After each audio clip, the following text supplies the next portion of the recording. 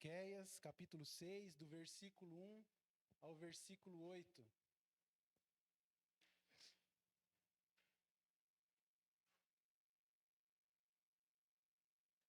Ouve agora o que diz o Senhor. Levanta-te, defende a tua causa perante os montes, e ouçam os outeiros a tua voz. Ouve, montes, a controvérsia do Senhor, e vós duráveis, fundamentos da terra.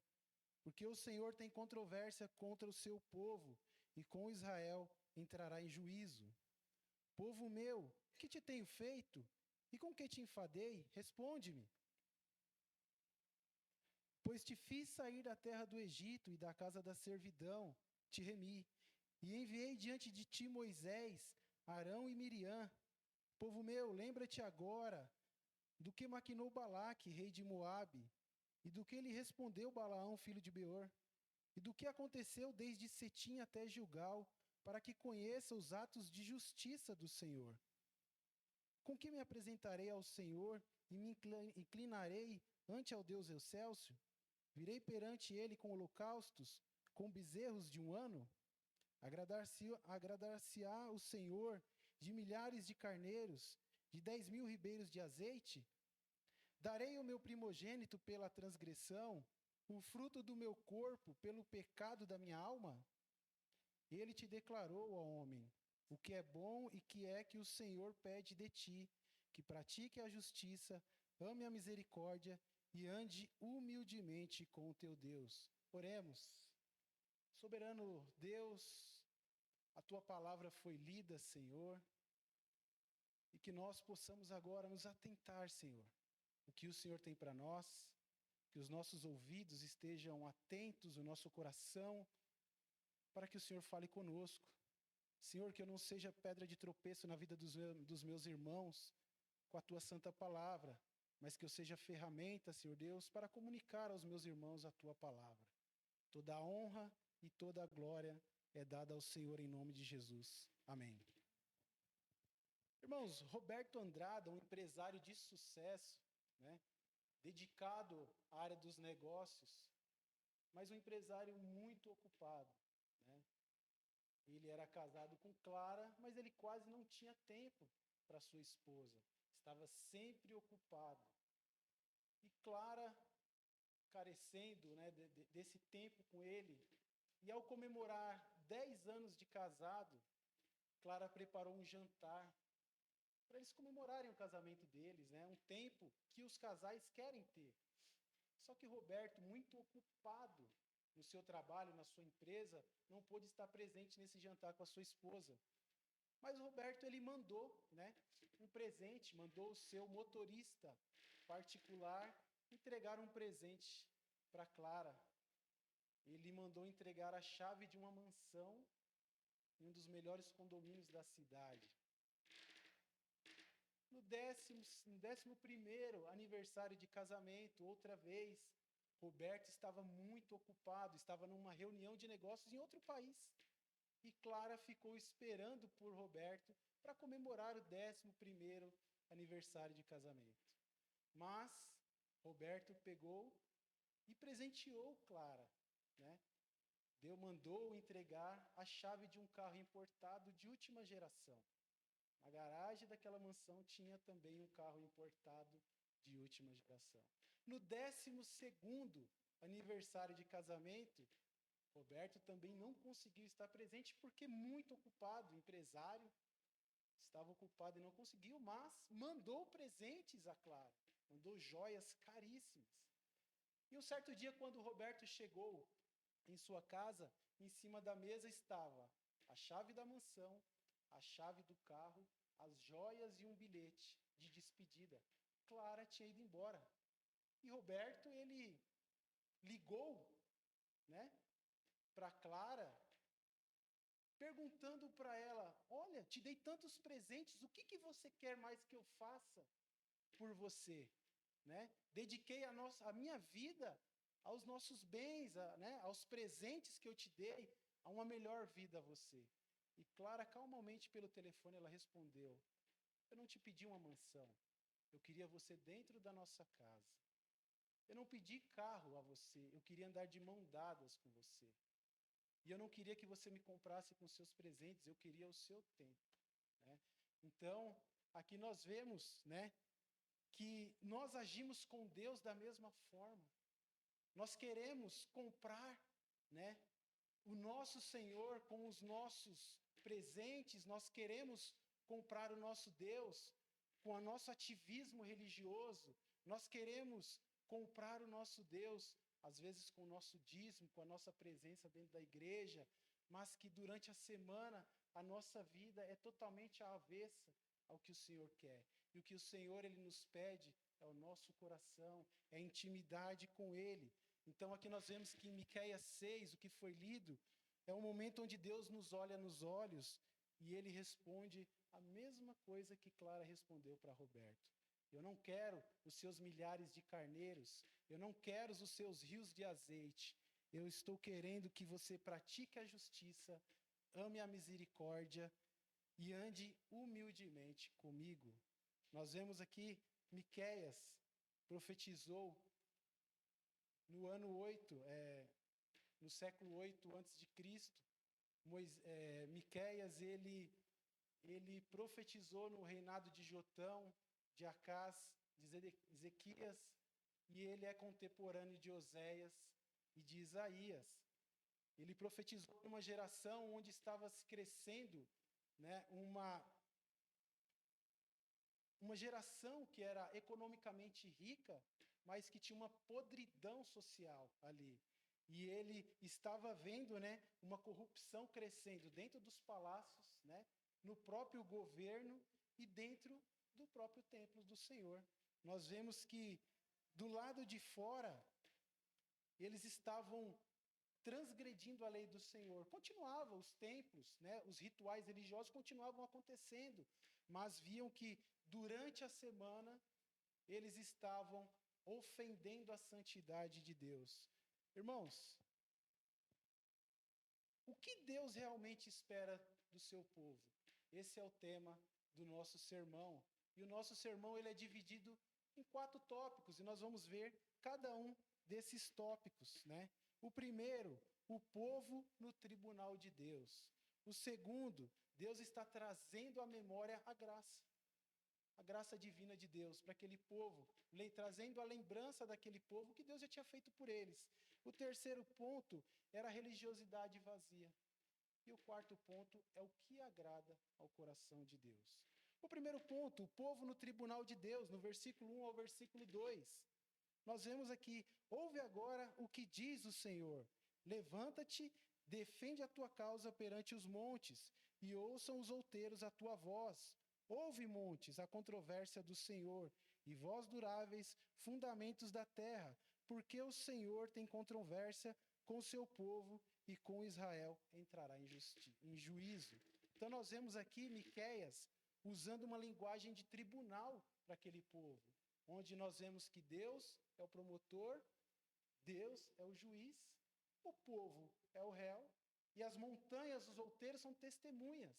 E por que as montanhas são testemunhas, né? Porque quando Deus fez uma aliança com o seu povo, os montes estavam lá para ser testemunha dessa aliança. E quando o povo rompe com Deus pelos seus pecados, os montes, os outeiros, também estavam lá para testemunhar a transgressão daquele povo, né? Então nós vemos aqui que esse povo, ele transgrediu com o nosso Deus através dos seus pecados. E aqui nós vamos ver algum desses pecados que o povo, né, está sendo acusado neste tribunal pelo próprio Deus. E um dos primeiros que nós vemos aqui é a ganância, né? Fala que aquela elite econômica, ela passava a noite maquinando o mal contra o povo. Eles ficavam, em Miqueias capítulo 2, fala que eles passavam a noite em claro maquinando e ao amanhecer eles executavam porque eles tinham poder. Ele era uma classe econômica rica, então eles tinham poder para aplicar aquela maldade naquele povo. Tinha violência contra os fracos, né? As viúvas e os órfãos, eles eram aborrecidos, eles eram impedidos de prosperar. Porque os ricos expulsavam as viúvas das casas e impediam os filhos das viúvas de trazer o sustento para dentro de casa. Inclusive impedindo o mandamento que o Senhor nos deu, né? Que eram cuidar dos órfãos e das viúvas. Então, viam essa controvérsia desse povo contra os órfãos e as viúvas. Eles expulsavam elas de casa. Talvez por alguma dívida que tinha, eles simplesmente geravam alguma culpa neles e expulsavam de casa. Então, nós vimos aqui também que eles abusavam dos órfãos e das viúvas. Tinha a corrupção geral, né? Aquela sociedade estava completamente corrompida, tanto no governo, né? Tanto na religião, a própria justiça estava corrompida. E em Miqueias 3:1 aqui fala, Miqueias 3:11, perdão, portanto, os seus cabeças dão as sentenças por suborno, os seus sacerdotes ensinam por interesse, e os seus profetas adivinham por dinheiro, e ainda se encostam no Senhor, dizendo: não está o Senhor no meio de nós? Nenhum mal nos sobrevirá. Então eles estavam fazendo todas essas atrocidades com o povo, e mesmo assim eles achavam que o Senhor ainda estava do lado deles, que de qualquer jeito que eles estivessem agindo, o Senhor estava do lado deles.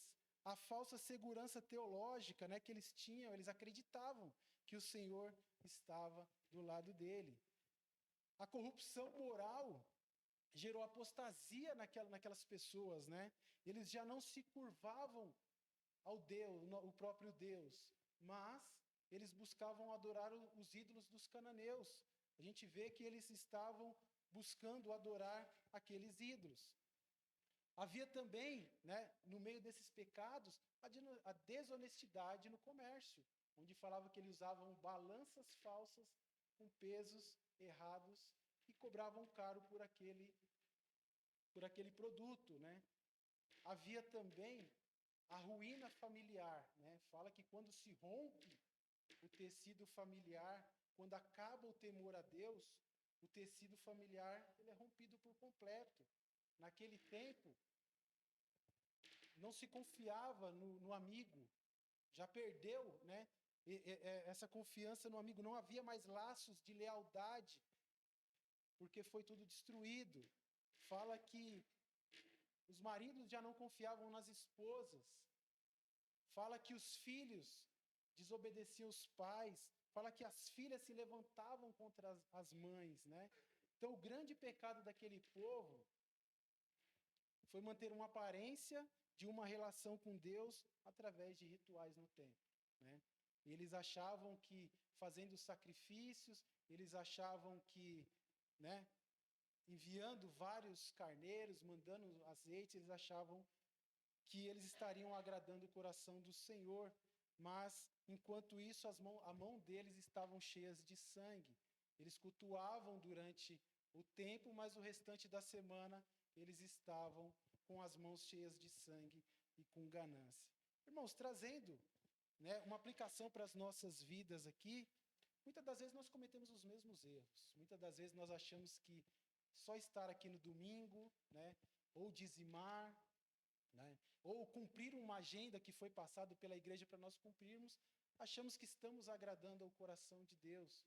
Pelo contrário, isso é bom, mas isso tem que ter, né, a vontade correta, isso tem que ter a motivação correta, isso tem que estar no nosso coração, tem que estar, primeiramente, agradar ao Senhor e não cumprir um ritual. E muitas das vezes, irmãos, nós cometemos os mesmos pecados. Talvez os pecados só mudem de nome por ser um mundo moderno hoje, mas muitas das vezes, no nosso trabalho, nós precisamos mentir para que a nossa empresa gere lucro, ou nós precisamos mentir para que nós possamos conseguir um cargo melhor.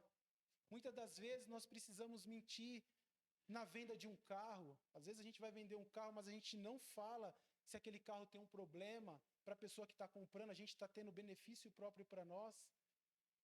mas está prejudicando a própria pessoa, né? Então nós estamos falando de justiça aqui, nós devemos ser justos no nosso comportamento. Aqui fala também do vínculo familiar que é quebrado.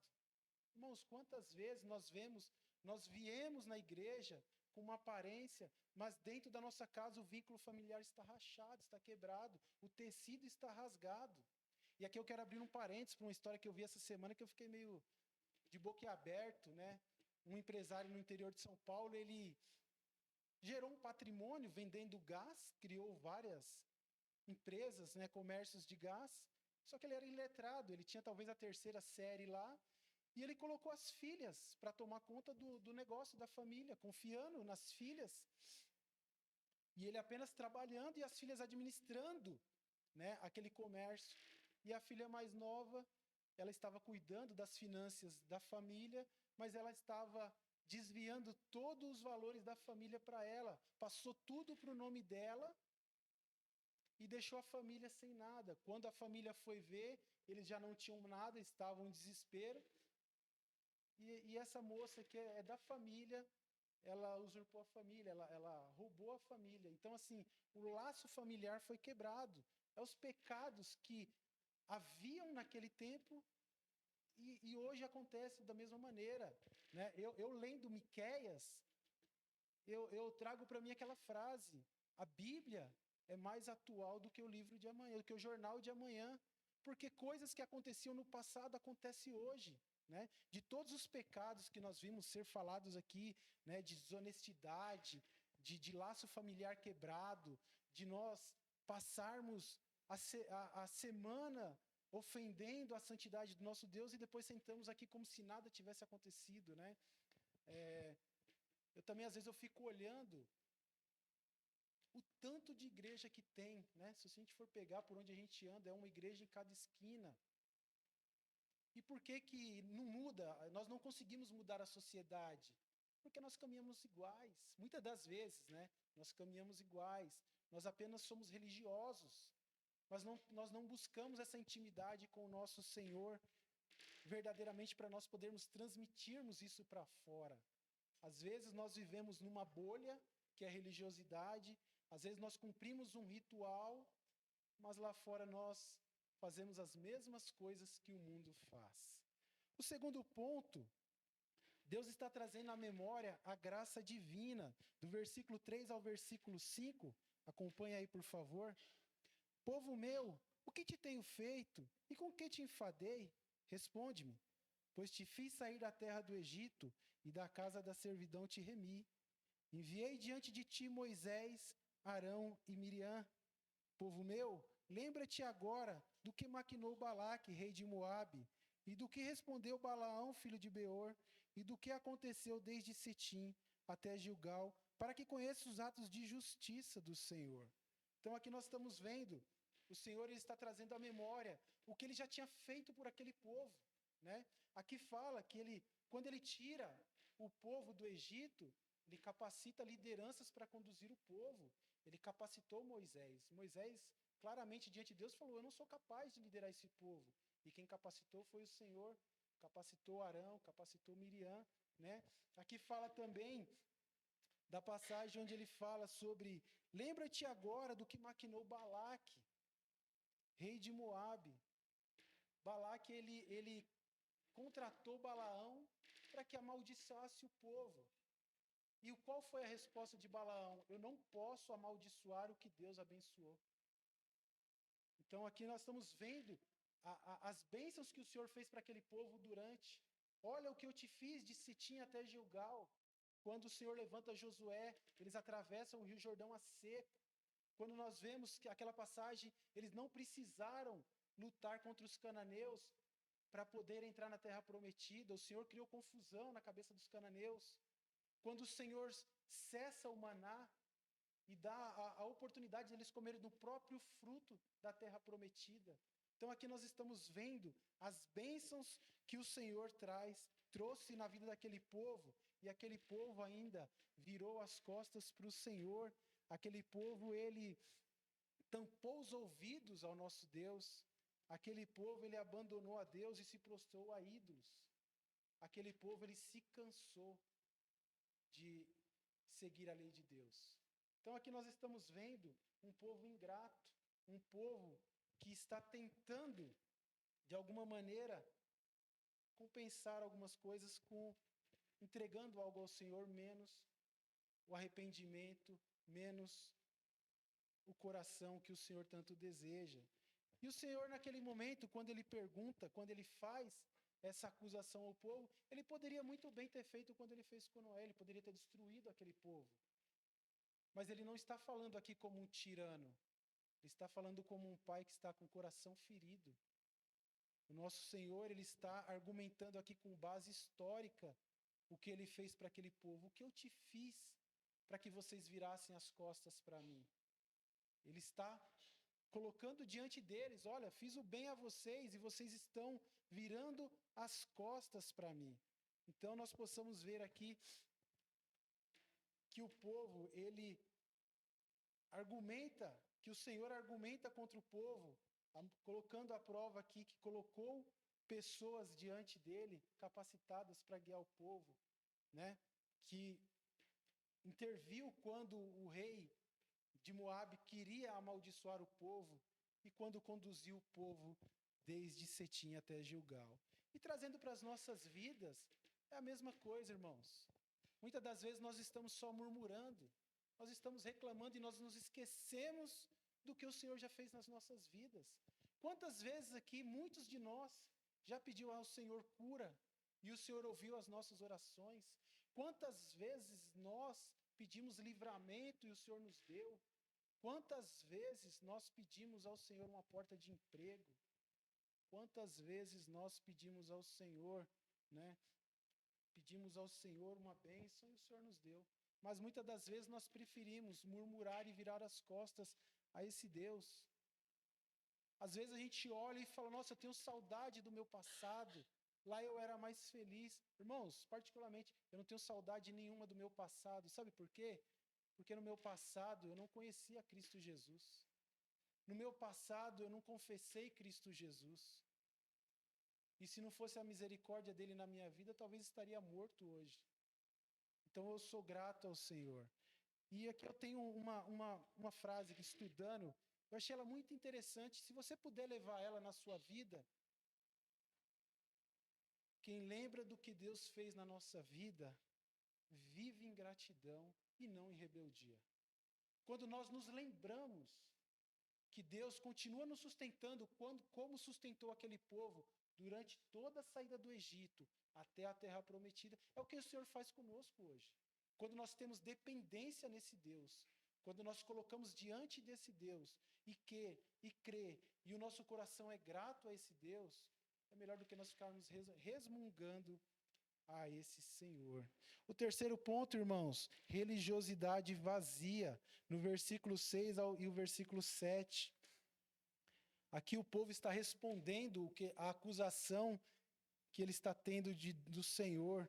Com que me apresentarei ao Senhor e me inclinarei ante ao Deus excelso?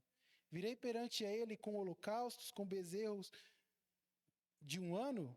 Agradar-se-á o Senhor de milhares de carneiros, de 10.000 ribeiros de azeite? Darei o meu primogênito pela minha transgressão, o fruto do meu corpo pelo pecado da minha alma? Então aqui, o povo está respondendo ao Senhor, está reconhecendo a culpa, mas ele não tem compreensão, não está tendo compreensão. Ele está apenas falando assim, o que eu posso fazer para esse Deus para ele ficar quieto? O que eu posso fazer para esse Deus para ele parar de se queixar? É o que o povo está falando aqui. O que eu posso oferecer para Deus para que ele não fique mais me perturbando? Então nós vemos aqui que o povo, ele reconhece a culpa, mas ele não se arrepende. O povo, em vez dele buscar um arrependimento sincero, ele estava tentando barganhar com o Senhor.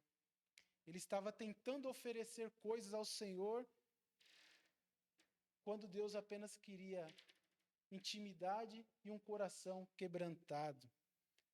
E talvez nós somos do mesmo jeito. Talvez no nosso dia a dia, nós entregamos ao Senhor algo achando que estamos fazendo algo ao Senhor grandioso. Senhor, eu vou na tua casa terça, quarta, quinta e domingo. Senhor, eu dizimo, o meu dízimo é X. Senhor, olha como eu cumpro as regras que o Senhor me dá, mas o coração está longe de Deus. Irmãos, não que isso seja errado. Se não tiver a motivação certa, isso é errado. O Senhor, Ele requer a presença e a intimidade com Ele, mas tem que ter a motivação correta. Não que é errado você estar aqui. Se você está aqui é porque você entendeu isso. Quando nós fazemos isso, não é para que nós possamos ser aceitos por Deus. Quando nós fazemos isso é porque nós entendemos que nós já somos aceitos por Deus. Então tem uma grande diferença aqui. Nós possamos entender que não é para ser apenas um ativismo religioso. Às vezes nós lemos a Bíblia, mas a palavra não nos confronta. Às vezes nós trabalhamos na igreja, mas no modo automático. Fazemos coisas para Deus no modo automático. E o Senhor, Ele quer intimidade e um coração quebrantado. O quarto ponto, irmãos, o que agrada a Deus? Versículo 8. Ele te declarou, ó homem, o que é bom e o que o Senhor pede de ti. Pratiques a justiça, ames a misericórdia e ande humildemente com Deus. Irmãos, esses 3 pontos aqui, praticar a justiça, amar a misericórdia e andar humildemente com o Senhor, isso aqui não é uma tarefa para nós conquistarmos a nossa salvação, não. Isso aqui são pontos verdadeiros do fruto de um coração transformado. Quando nós fazemos isso, praticamos a justiça, quando nós amamos a misericórdia e quando nós andamos humildemente com Deus, é que o nosso coração já foi transformado. Praticar a justiça é agir de forma correta, é sermos retos, é sermos honestos com os nossos próximos, né? É nós dedicarmos tempo e esforço ao nosso próximo. Nós devemos andar corretamente, nós devemos praticar a justiça. E aqui um ponto para as nossas vidas. Você como empresário aqui, você age corretamente com seus funcionários, você paga o que é devido, isso é praticar a justiça. E você que é funcionário, assim como eu, você cumpre aquilo que você assinou no seu contrato de trabalho, você está no seu trabalho trabalhando por aquilo que o seu salário foi comprometido a você, ou muitas das vezes nós estamos matando hora no nosso trabalho, muitas das vezes nós estamos fazendo algo que não age com justiça diante. Então nós temos que aplicar isso na nossa vida, de agir com justiça. Amar a misericórdia, que é o outro ponto. Não é apenas ter pena de uma pessoa, mas é agir com amor e com paixão. É destinar tempo e recursos de forma voluntária para aliviar o sofrimento de alguém. Muitas das vezes nós não devemos em momento algum fazer algo por obrigação, mas devemos fazer por amor. A misericórdia é exatamente isso. A misericórdia ela é diferente do que a justiça. A justiça é o que aquela pessoa realmente merece. A misericórdia ela vai além disso. A misericórdia ela age com amor. Andar humildemente com o Senhor é reconhecer a dependência total no nosso Deus. É deixar de lado a soberba e a autossuficiência.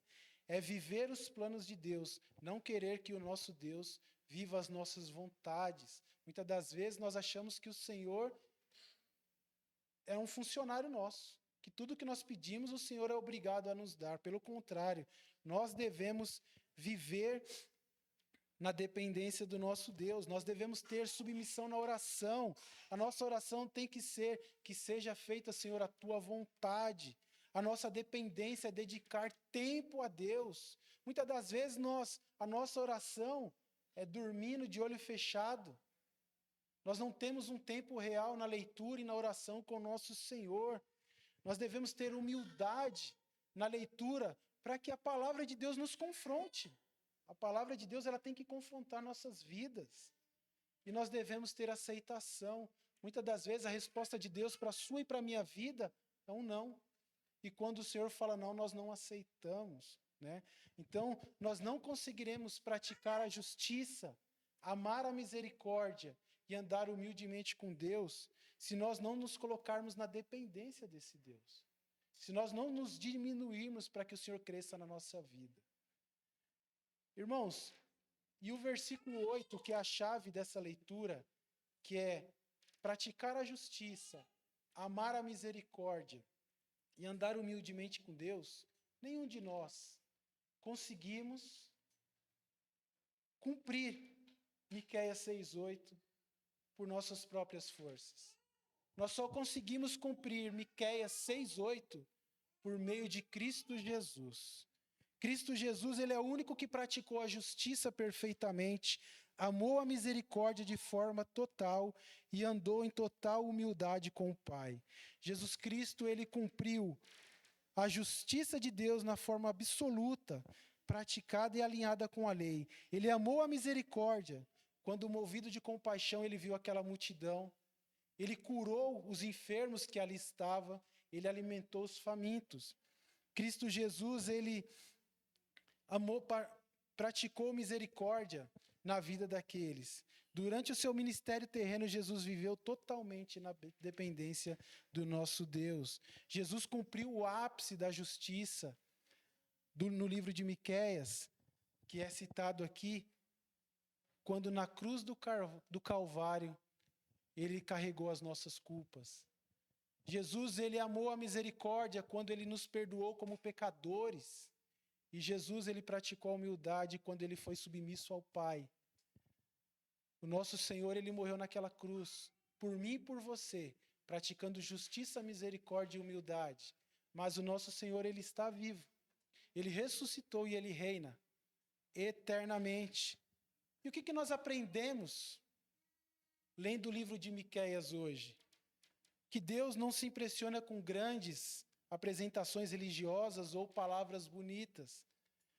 O culto que agrada a Deus é que nós nos rendemos ao nosso Deus verdadeiramente, para sermos capacitados a viver com justiça, amar a misericórdia e andar humildemente com Deus. Então é isso que o livro de Miqueias está nos trazendo, que nós devemos ser dependentes do nosso Deus, que nós possamos olhar para Cristo Jesus, que foi o perfeito, que cumpriu todos esses mandamentos, e que nós devemos andar na justiça, amar a misericórdia e andar humildemente com o nosso Senhor. Vamos nos colocar de pé, vamos orar ao nosso Senhor, para que Ele possa falar verdadeiramente conosco, que Ele possa transformar o nosso coração, tirar toda a soberba.